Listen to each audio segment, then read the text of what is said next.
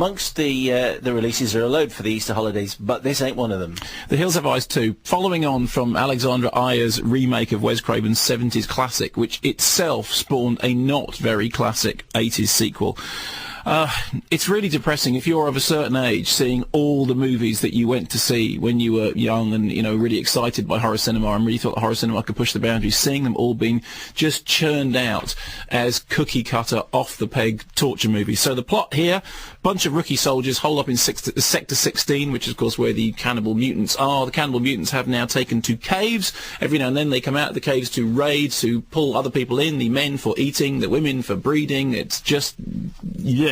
Was that you have the townies going into this kind of the wasteland, and they meet this other family who is sort of the is it the id to their ego? They're the other side of the civilized folk, and it turns out that the monsters do in fact have family values, whereas the town folk are actually just as monstrous as the people they come into contact with. And it's a very, very sort of well thought out thesis. And I really like Wes Craven. At one point I described Wes Craven as like the sociology teacher of horror movies. He's the guy who would sit down and would work out these really complex things about what his films were about. Are you quoting yourself now?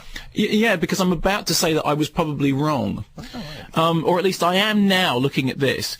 The terrible thing about The Hills Have Eyes 2 is it is basically just a bunch of off-the-peg goons getting their heads ripped off by, you know, mutant-headed monsters. It's got grisly gore, it's got repugnant rape scenes, it's got drooling violence, and worse still, it is just about as boring as anything. Now, one of the things that all these 70s remakes have done is taken films like the Texas Chainsaw Massacre, like the Hills Have Eyes, and just stripped the subtext out of them, so all you're left with is just the nuts and bolts torture stuff, the gore, the grizzle, the shouting, the screaming, blah, blah, blah, blah. Now, Wes Craven once made a movie called Last House on the Left, which I was very involved in the appeal to get Last House on the Left through the British censors uncut. It's a very difficult, very violent movie, but I had argued, as others have, that in fact it's a very important movie. It's about America and the commodification of violence and the Vietnam War and the fallout from the Vietnam War, and it was made in the early 70s, and I think it's a classic, an art house, grindhouse crossover movie, and I argued really strenuously for it, and we lost the appeal. We lost the appeal so badly that not only were the cuts upheld, they were in fact doubled. But so I said, hey, Dr. Kermode, thanks a lot, thanks mate. for that was great. Join us again. Yeah, if it hadn't been for me, it'd only be 16 seconds cut, but as it is, since you turned up, let's make it 32 seconds. Be 18 rated, or maybe it's 15, you know. Sounds 18. Going into The Hills Have Eyes, believe me, you're being shortchanged. You are being sold a pup. These people have taken the great horror nightmares and they have turned them into stodge, and you are the end product of it, not you. And in, the audience. And in the original Hills Have Eyes, they took that pup and they... didn't they? And that was rather unpleasant.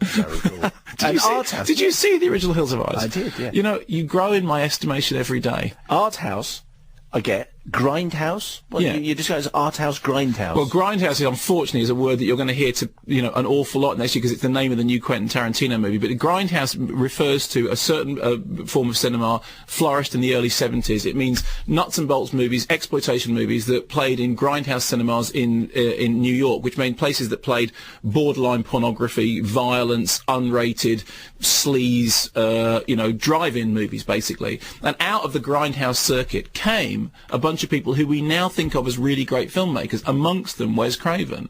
But unfortunately now Quentin Tarantino's made a movie called Grindhouse, which means that every Tom, Dick and Harry's going to be saying, oh, Grindhouse this, Grindhouse that. So actually I'm going to make a promise now. I'm going to never use the word again other than in relation to the Quentin Tarantino movie, which I'm already bored with.